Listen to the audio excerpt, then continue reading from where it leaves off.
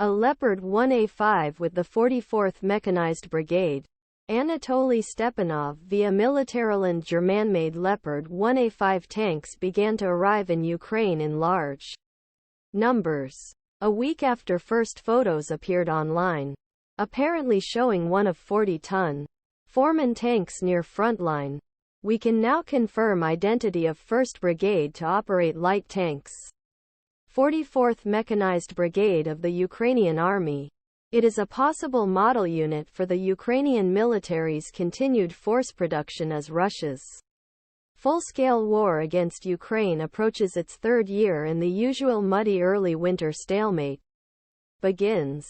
The main equipment of the newly formed 44th Brigade will be available in large quantities over the next year. A German-Dutch-Danish consortium has so far identified about 200 of the 1980 Sarah Leopard 1A5s and may pay the industry refurbish them before sending them to Poland for training and then Ukraine for frontline use. Poland, meanwhile, has pledged 200 of the 25-ton, 8-wheeled Wolverines to Ukraine and may commit more as production of the Agile combat vehicle increases. Ukraine will soon have enough Leopard 1A5s and Wolverines to equip several brigades. These brigades will be unequally armored.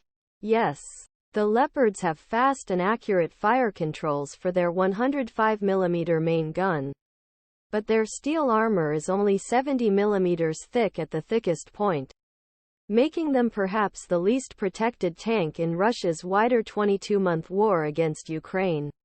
This meant reducing armor protection to keep the Wolverines' weight down. The 44th Brigade's relative lightness compared with, example, the Army's dozens of brigades operating older Soviet-made tanks or the 10 or so brigades of Ukraine's NATO allies equipped for last summer's southern counteroffensive could impact their potential major offensive action. But it will not be the sheer amount of armor protection on several hundred vehicles that will determine whether Ukraine can resume offensive action after the early winter mud dries in January or February. No. Ukraine's main problems are threefold: artillery ammunition, mine reconnaissance and battlefield leadership.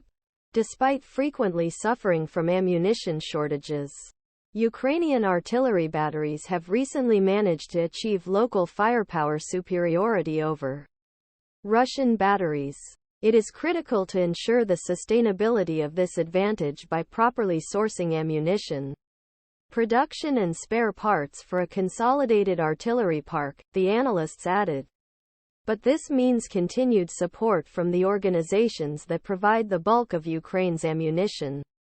Pro-Russian Republicans in the U.S. Congress and pro-Russian countries within the EU could complicate future ammunition donations.